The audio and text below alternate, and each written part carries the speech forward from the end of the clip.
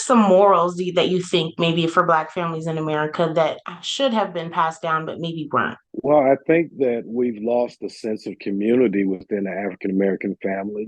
We've lost a sense of trust in those that we live around, and I don't know that that's something that can necessarily be helped with the way that the world is evolving. When I think about this, I was a latchkey kid from the time I was in first grade until I was, I guess, a grown man. I don't think that I would even allow my little granddaughter to be a latchkey kid now and open up the door and come in the house by herself. We need to understand that our body is literally a temple, and we don't need to share our body with everyone, and that's something that I think we've lost over time. Hello, Dr. Copeland. We're here again for part two of our interview session about the Synchronization of Life, your book that you wrote. Today, hi, go ahead and sorry. No, I was just going to say it's good to be back with you again. I enjoyed our last session, and I think I'll enjoy this one too. So, Yeah, I enjoyed it also. These are fun. Get my questions up. Okay, so I understand that you are clinical. And what is a typical day like for you? well, currently I'm working with those with mental illness and substance abuse. I'm doing groups for both. And so a good day for me would be 15 clients in a group, an hour and a half group sessions. And we're going over everything for those that have mental health issues. We're going over mental health stuff. And then for those who have substances, we're trying to break them free from the vicious cycle, which is substance abuse. So that's a typical day for me in regards to my clinical stuff. Okay, I had no idea. That's pretty cool. So let me Mhm. ask you then, while we're on the topic, would you say that there was a correlation, I guess, with generational trauma with people? As like, let's talk a little bit about like generational trauma. Okay, well, I say this, in my background, I'm fortunate to have a kind of eclectic background. I'm an educator, I'm a clinician, I'm an author, but the connection of trauma with our everyday life, I don't think people realize that trauma has an effect on all of us. Things that we don't even think are traumatic end up being trauma. When I work with my clients, you would not believe some of the trauma that these individuals have experienced. And it is amazing that they are as resilient as they are.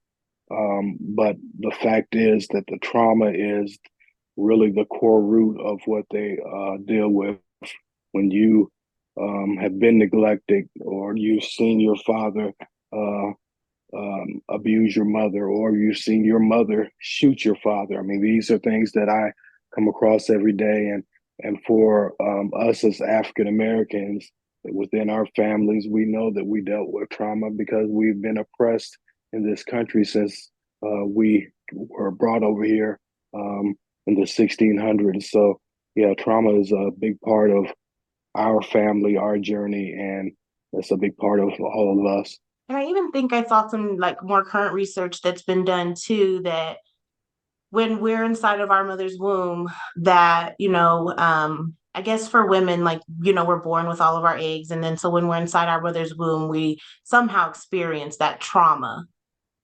from Oh, being. absolutely.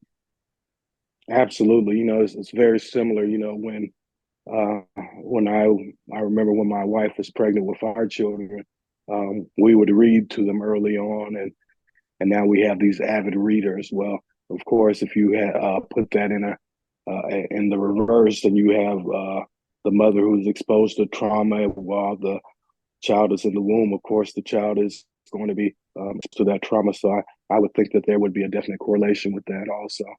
Right, right. And I guess do you think that maybe we have it worse, or or our ancestors had it worse in the past as far as trauma? Because I was reading the book and I was thinking to myself, I never even put it together, that how much generational trauma that they went through. We Well, go I'll through, just go ahead, sorry. I'll just simply say this: we've had our fair portion of trauma. I am the person that says, individual trauma, we don't compare it to each other. Trauma is trauma, hell is hell. So yeah, we had more than our are portion of individuals that their lives are traumatic also. So I don't want to dismiss those individuals, but I do want to recognize that as African Americans, we did have our fair share, absolutely. Yeah. It's nice though too, reading the book, that you get to see those, instances of family coming together and having fun and being able to go to school. And I thought that was really interesting because being from Nevada myself, I grew up where a lot of my friends didn't have a father figure, including me, um, growing up. And so that was kind of the norm for us. And when I turned 18, I did move to Louisiana, and it was kind of a culture shock for me going down there and seeing so many girls, I guess, for me, that were in college, they had both parents and they had that, better lifestyle. Sure. I think that, one thing that we tend to go by um, a lot of what the media portrays us as. I will say this, of course, the absentee father is prevalent within our community, but we never celebrate the present father. And I think that we need to do a better job of that. Um, you know, I always said this, um, you don't have to give me credit for being a father. It's what I was ordained to do. But sometimes you do appreciate a little bit of recognition that we are doing things right. Yeah. And I like to see in the book too, not to give too much away, but I did like to see how they were able to further their education and to take those better opportunities. You know what I mean? Because it's almost the same today where you have some versions, of people that they aren't very optimistic, and then you have the other versions. It's like it can really go one of either way. Oh yeah, absolutely. And I think that for I come from a long line of preachers and teachers, and so education has always been an important part of who I am and who my family has been. So we always for education. Yeah, that's amazing. I love that. So, did your career play a part in the naming of the novel or the way you approached uncovering the history? Well, my career, and when I say it's been eclectic, I never would have imagined at 58 years old that I would be working with mental health and drug rehab individuals. Um, I just go where the higher power kind of directs me.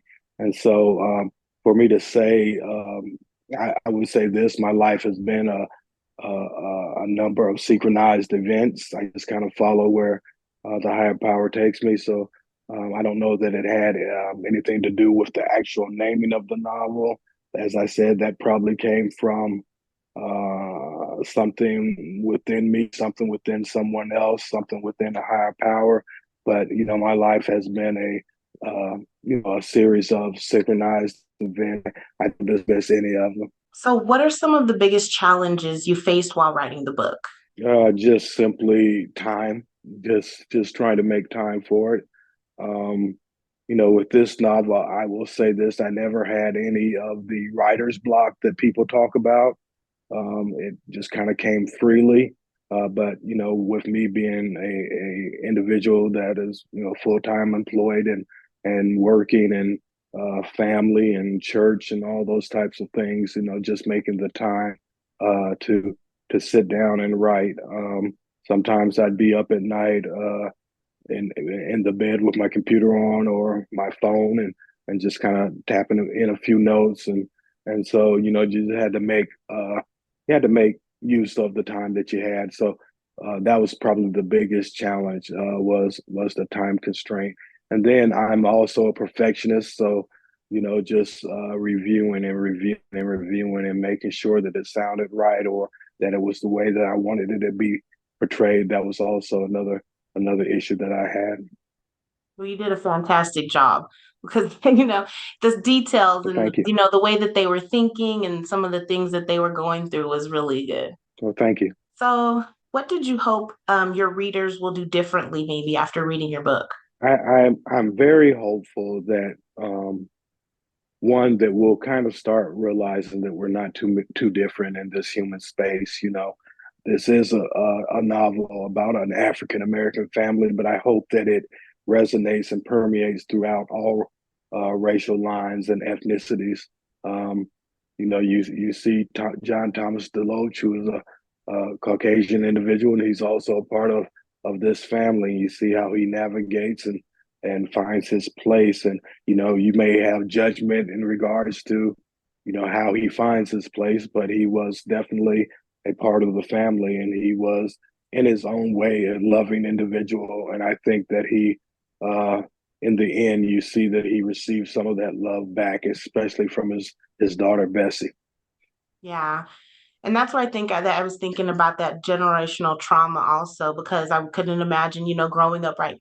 Well, I don't want to give too much away, but just not being able to acknowledge maybe who your father was or Yeah, absolutely. That's we have that in our community right now. We have a number of individuals, that will simply tell you, I've never seen my father. I don't know my father. I don't even know my father's name. And I think that's unfortunate. I think that we have to realize, um, when I say that I'm ordained to be a father, I take that seriously. And I think that we all should take that seriously. We're bringing young people into the world. We're expecting things from them. And how can we expect things from them if they don't have all the tools? And, to have a father and a mother that are present, that's one thing that I think every individual deserves. And that's a right that everyone has. yeah, for sure. I think I've started catching myself saying that a lot lately, that it's not, we focus so much time on raising our kids and the resources that we need to raise our kids and working. And I think sometimes it gets lost along the line actually that it matters how they actually turn out. Does that make Well, yeah, sense? and you're hopeful. You pour everything. Yeah, you pour things into your children. You want the best for them, but ultimately, when they become a certain age, they make decisions themselves. You only can hope that you've provided them with a moral background, standards, and that they will lead their life in a manner that you hope that they would. But I do understand my children are individuals, and the only thing that I can do is get them to a point where they can be independent and take care of themselves. And hopefully, I think, if they look back and if you ask them, I would hope that they would say that I was a present father and I was a father that was loving. And if they say that, then that's all I need from them. Right. It's beautiful. So I know that your mother has been a great resource when it comes to discovering your family history, but I'm wondering if you had people reach out to you stating that you were family or they know your mother. Well, I've had a couple people that have come out. Usually it's through an ancestry.com connection, or some people have shown up in message box on different platforms, and so that's been kind of interesting reconnecting with people. Uh, everyone is interesting. Everyone wants to be related from this part of the family, but everyone that I have come in contact with has not been related from this part of the family. But I think it's kind of neat that this book has resonated enough with individuals that they recognize me or they recognize my mom, and they want to be a part of this. And so I'm as inclusive as I can be with every branch of my family, and I understand that without them I would not be where I am now, and so I appreciate all of their support. I definitely need to do one for myself, as ancestry.com test or whatever it's called. Yeah, well, I'm gonna just say this, and I'm not gonna toot anything for Ancestry.com, but came up in my emails today, $39, $39 for the latest Ancestry.com uh, uh, test. So, we can do $39 to if we run to McDonald's and get a big meal for the family. So I think we can do that if we really want to. And it's fascinating and opens up a lot of layers. And there are a lot of things that you can do with that raw data. You can upload it to a platform that's called GEDmatch, and you can actually begin to email cousins that you never knew you had before. So it's pretty neat. Wow. Well, were there any surprising discoveries you found when doing that? Um, I think the most surprising thing was that I had always been told from different branches of my family that we were Native American. And Mhm. Henry Louis Gates, who does Finding Your Roots on PBS. He says that's the biggest fallacy in the African American community, that we're all Native American. Some of us are, but many of us are not. And for me, I was not. And so that was a big deal for me because so many branches have said that. But if you understand the times and if you understand what was going on, it was simply African American people were not wanting to or did not identify with their European heritage. And so they made stories in the space to make sure that they were able to survive. And some of those stories were inclusive of Native Americans. My next novel that I'm working on with another branch of my family specifically describes that as my two times great grandmother. She had to act as if she was Native American in the 1900s of South Carolina just to survive, as she was married to a very dark skinned African American man. Oh, wow. So have you gotten into the history of the Native American people, like in depth? No, I haven't. I grew up in Oregon, and so I don't know if you know about how Oregon is in the West Coast, but there are a lot of Native Americans. I remember my mom would take me to different events, powwows and things like that. And as a kid, I was so I guess I was so brainwashed by what I would see on TV, and I would see cowboys and Indians, and so I was afraid when I was there and looking around, and you hear the drums and you hear the bellows and the yells and the rhythmic singing, and so I just remember being kind of afraid, but my mom reassured me, and everything worked out all right in those situations. But yeah, absolutely, that was kind of my experience with Native American culture right here in South Carolina, where I am now currently. We have the Catawba Indians, and they are a unique tribe, which is right here within the community. And I've had some interaction with many of them over the years also. Oh, nice. So what was the reason that your grandmother had to live as if she was a Native American? I'm just curious. Now this is another story that I'm writing, but Oh. very simply, we're talking about, you have to think about, this is 1900, and Hmm. this is 1900 South Carolina, and this is a woman whose mother was, oh gosh, she would have been probably a quarter black, maybe, and her Hmm. father was white.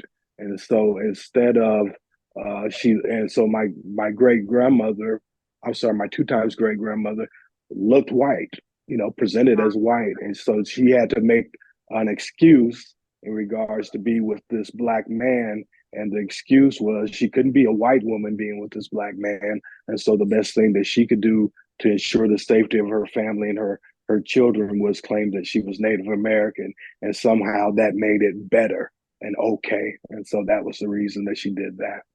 Oh, that's And this fascinating. is the side of the family that claimed that we were Black Hawk Indian, and we were not. And some of my cousins will eventually get mad at me because that's been the oral story that's been passed down, but the DNA doesn't lie, and so I'm comfortable and confident in saying that. I can't wait to read that one. I was watching, I mentioned Matthias De Stefano last time, and I was watching, and they actually believe, well, there's like two strands of, I guess, Native Americans, like historically, that researched, and it's like strand A and strand B. And then recently they found a Mm. third strand that came from Siberia. And then they were saying Oh, that a okay. lot of the Native Americans believe that their ancestors came from underground. Oh, wow. Okay. No, I Hmm. hadn't heard that one. It's pretty fascinating. And then they are finding a lot of underground tunnels and a lot of things in Turkey and stuff like that. So it's pretty cool. Sure. So let's see. What is the single most important piece of advice you would give to someone struggling when they uncover uncomfortable things in their history? Just realize that it is history. Just realize that although your history is a part of you, it doesn't define you, and that you can overcome anything that you choose to overcome. I can sit now and I can literally look at pictures of enslavers to my family that were also genetically linked to me, and I don't have a negative feeling when I look at that. I have more of a feeling of grace. I don't say that I can condone anything that many of them did, but that was the times that they lived in, and for me, if they didn't make some of the decisions that they made, I wouldn't be here. So I try to understand, and I try to also understand that within my life, I make difficult decisions every day, and I try to ensure that I'm thinking about the generations that come after. But that's something that's probably unique to me. I don't know that a lot of people think that way. Some do, but I don't think a lot do. What are some morals that you think maybe for Black families in America that should have been passed down, but maybe weren't? Well, I didn't. You broke up on the last part of it, but I think that I heard that you were saying some morals that may be passed down. Right. Is Maybe, that accurate? yeah, like family morals that may have been lost along the way for Black families, just being separated so much along the time. Well, I think that we've lost a sense of community within the African American family. Um, we've lost a sense of trust in those that we live around, and I don't know that that's something that can necessarily be helped with the way that the world is evolving. But I think about this: I was a latchkey kid from the time I was in first grade until I was, I guess, a grown man. Um, I don't think that I would even allow my little granddaughter to be a latchkey kid now and open up the door and come in the house by herself. I also think that we need to understand that our body is literally a temple, and we don't need to share our body with everyone, and that's something that I think we've lost over time. We tend to vet roommates in college more than we do sexual partners. And I think that that's something that's, I think it's abhorrent, but I think that it's something that just has come in time. I'm a guy that's been married for 32 years to the same woman. So yeah, I think I can speak on this a little bit. Yeah, we are definitely seeing a shift, I think, in the culture as far as um, I don't know if it's pretty much African American women and like rapping, you know what I mean, and being more sexually explicit. What do you think about that? Do you think that that may be getting worse? Well, I think it's absolutely getting worse. I try not to be so judgmental because I don't know circumstances behind it. I remember, when I was in school at Morehouse College, and we had classmates that worked as strippers. Well, and when I say classmates, they were young ladies that were across the street at Spelman, and but they worked as strippers. And if you thought about, from just your perspective, you may think that that was the wrong thing to do. But if this young lady was trying to finance her way through college, who's to tell her that she couldn't do that or shouldn't do that? And so I think there are a lot of circumstances that come along.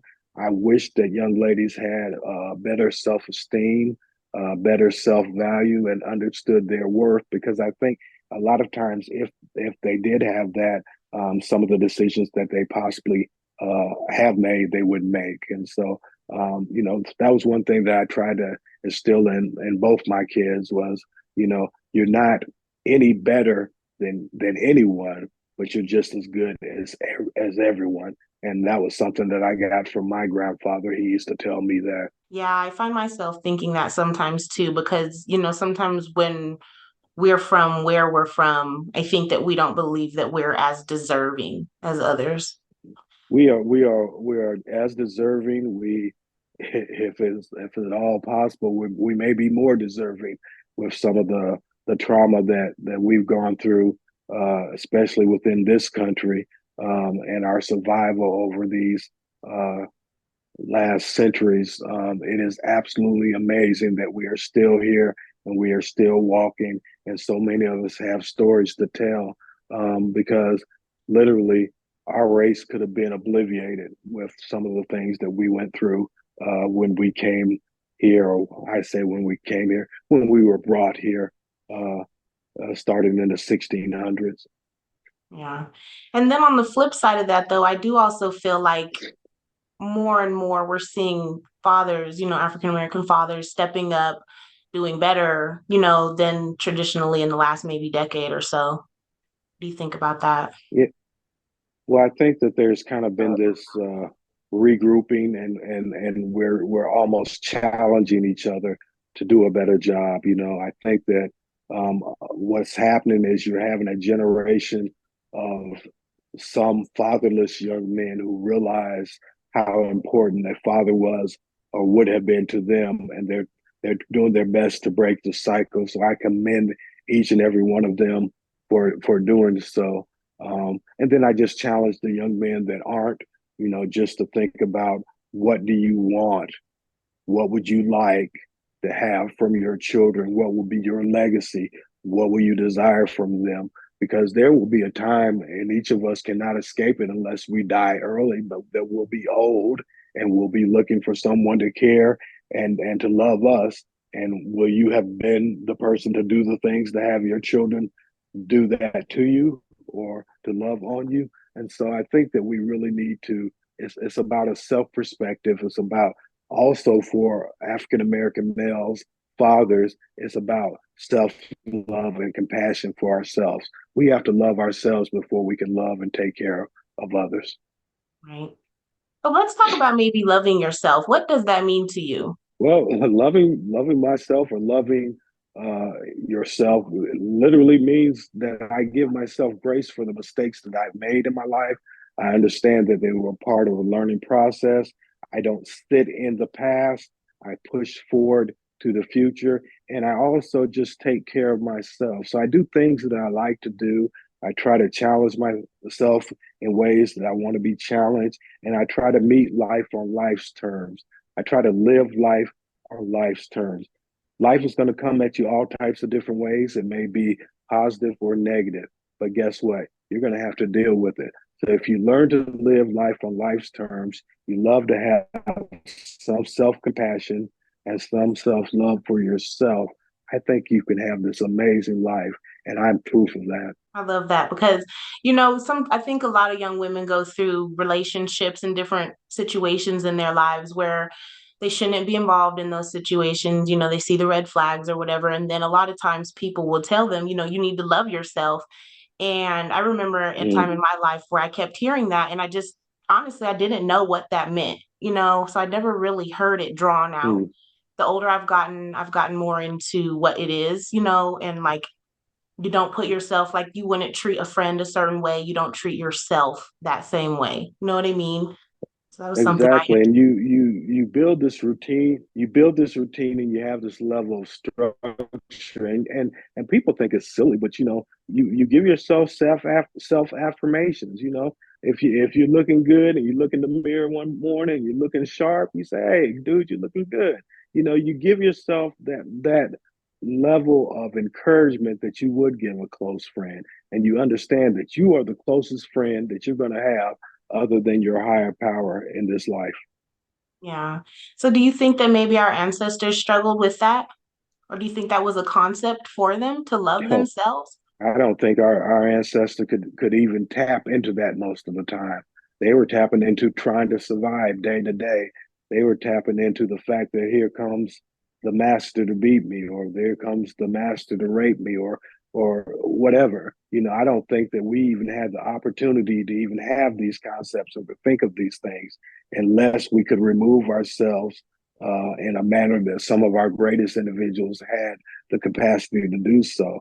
You think about someone like a Frederick Douglass or I don't know, Martin King or people like that were able to understand the problems that they were dealing with during the period, but also be able to separate enough and to have this concept of kind of becoming a self-actualized individual. It's interesting. And I think that that too may feed into like an imposter syndrome. Want to talk a little bit about imposter syndrome? I would like for you to, because I that is something I'm not as familiar with. So please, maybe Okay. guide me, and then I will go where I can go. Okay. So I know I'm currently in the corporate world working outside of this, and I remember when I first Mhm. started, I just remember, getting a sense of I didn't feel like I belonged. And I don't know if that maybe stems from a Oh, generational okay. trauma or you know, just just being around people who were not black. They had both parents in the home growing up. Their parents urged them to Yeah. get a higher education at all times. They were highly educated, sometimes having master's degrees or accounting degrees or different things like that.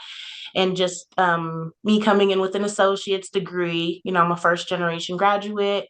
I'm the only one in my family who's graduated, and I'm the only one who currently works in the corporate world. So just kind of coming from that standpoint. Oh, well, absolutely. I understand now what you're getting at. I would say this one thing that we lost when we had integration of schools. When we had segregation of schools, everyone was wanting to have schools integrated. But what we lost were those mentors, those teachers that actually cared about us. They were in our communities. They knew our parents. They knew us. They went to church with us. They went to cookouts with us. They did all these things with us. They were a part of the community. And then when we have integration, all of a sudden we have people that don't look like us that are teaching us and trying to hopefully prepare us for this life's journey. I think about all the teachers that belittled me and thought that I could not do and that I was not capable, that would tell me that I could only maybe have this job or this job as I was coming up in school. And, and that was simply because what they saw was not something that looked like them. They did not see someone that they loved and cared for as they cared for themselves. They looked at us as just another pupil that they had. And so I think that we lost some of that.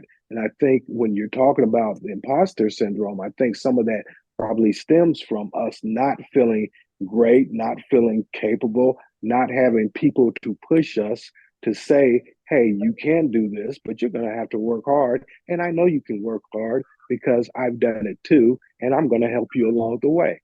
And so I think that was something that we lost along the line. Well, it's really fascinating. We're in 2024, and you would think within the last maybe 20, 30, 40 years that it would have progressed since then as far as being in the corporate world and people having a better understanding of each other and things like that. But I don't think that it's really changed significantly. Well, I think the unfortunate thing, I think every generation as you're younger and you come up, you think, oh, we're almost there. We're getting there. We're going to be done, and it's going to be this world, and we're going to love each other. And I've seen this country literally wind the clock back. I remember as a kid coming up in the 80s. I'm coming up in high school at that time. I would have thought that, by the year 2000, oh, everybody would be okay. We'd all care for each other. We'd all be Americans. We wouldn't distinguish ourselves as this, that, and it just didn't happen. You would also think if they elected Barack Obama as a president, all of a sudden racism, some people thought racism would be gone. And as we see right now, is rearing its ugly head larger than ever. So I don't know that I ever think that this concept of racism or colorism or classism or all the isms out there, I don't know that there'll ever be an end. I used to think, they say at some point in time in this country, everybody will look the same because we'll all be this mixture of all the races and cultures and everything. But then I think again, we'd probably find something else to differentiate ourselves about. So whether that would be, I don't know, maybe we would not like bald headed people or something like that. I don't know, but we'd figure out some way to separate ourselves. The aliens now. Yeah, yeah, exactly. So that makes me wonder then, do you think, because we talk about this here in my house sometimes, that we watched a documentary and there was a man that owned his own bus system, and I want to say it was in Alabama back in the 60s. And he was saying how during that time, a lot of Black people were building themselves up.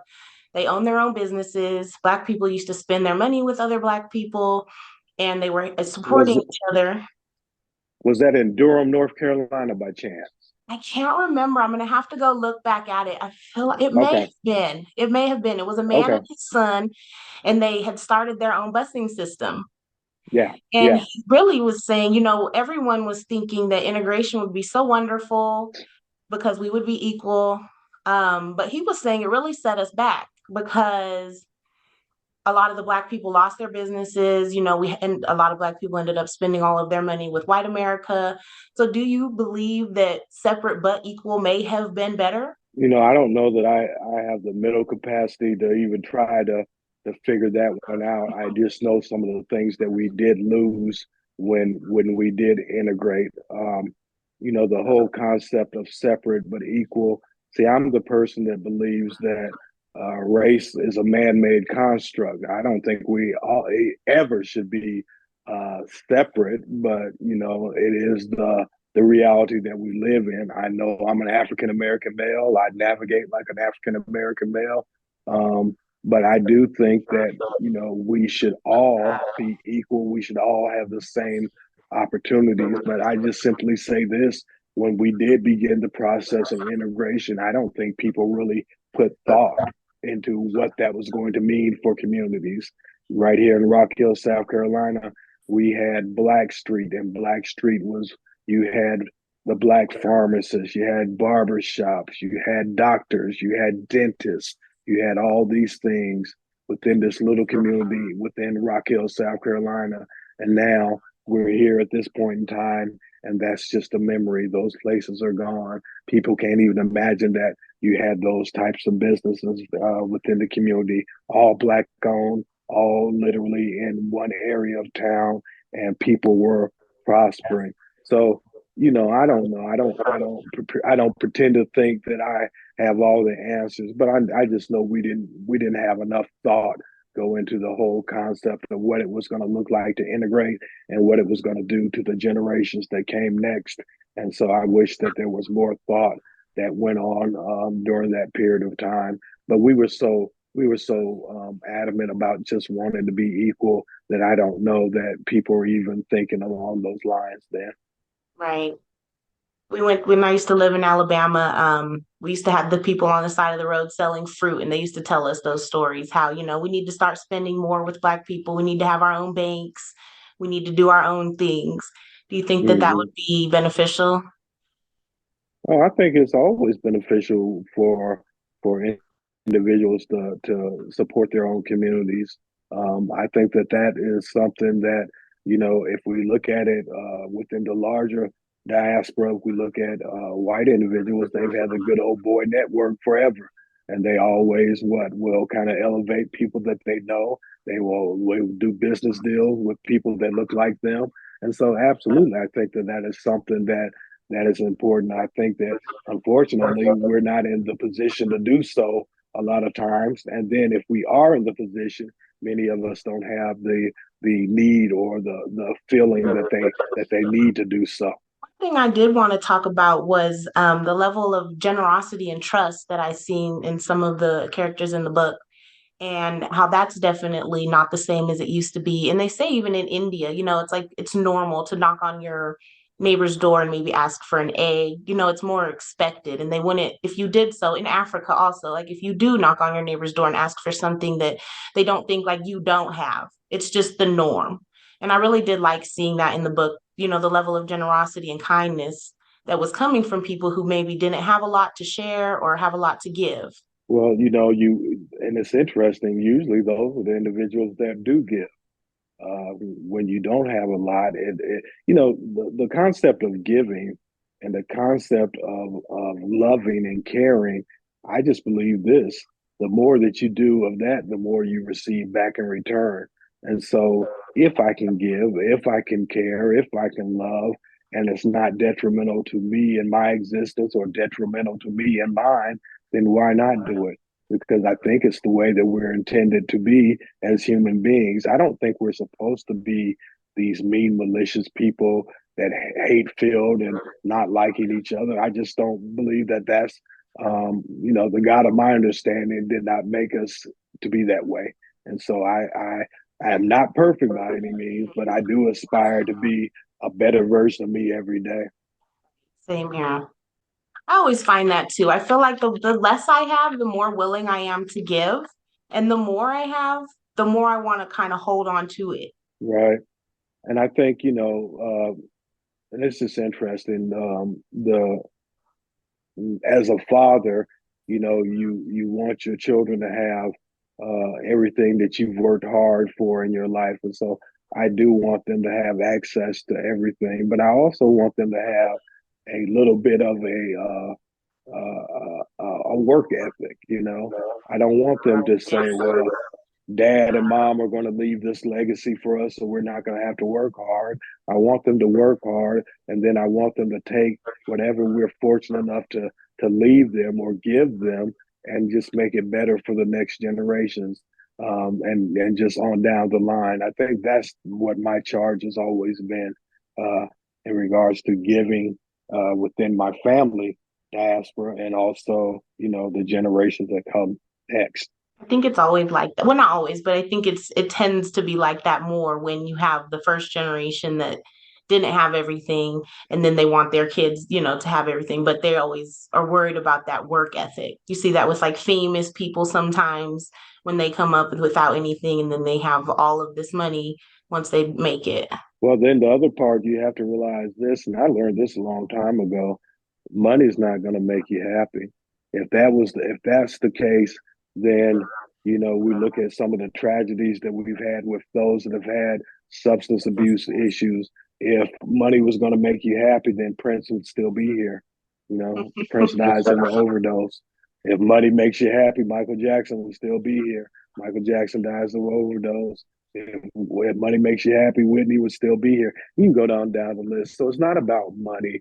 It's about being a human being that's caring, loving, and just enjoying life, and hopefully bringing other people into the fold.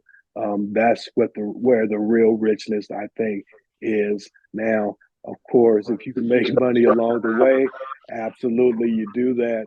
But I think the most important thing is just to understand that you have one life, and just to enjoy every part of it the way that you can, and be the best version of you during this lifetime. And is that what one of the main pieces of information that you think would be important for the new generation? Like what's one key piece of advice that you would give to the younger generation kind of growing up, learning who they are, learning how to navigate their way through this world and, develop themselves? My biggest piece of advice, and I've said this over and over again, is listen to the generation that came before you. I think about this. My father has been dead 20 years. My father used to tell me things. He used to try to drum things into my head. I couldn't hear him. I couldn't listen. I didn't understand. There is not one thing that man told me that didn't come to fruition. And so I just simply say this: open your mind up to listen to those that came before you, because they have a lot more of experiences that they've had that could help you and guide you along the way. Do we have all the answers? Absolutely not. But at least give us an opportunity to share some of our wisdom with you, and understand that we have your best interests at heart. And so that'd be the biggest thing. Just open yourself up to listen to those that have maybe a little bit more experience than you. It's a great piece of advice. And I think with that, we'll go ahead and wrap up for today. All right.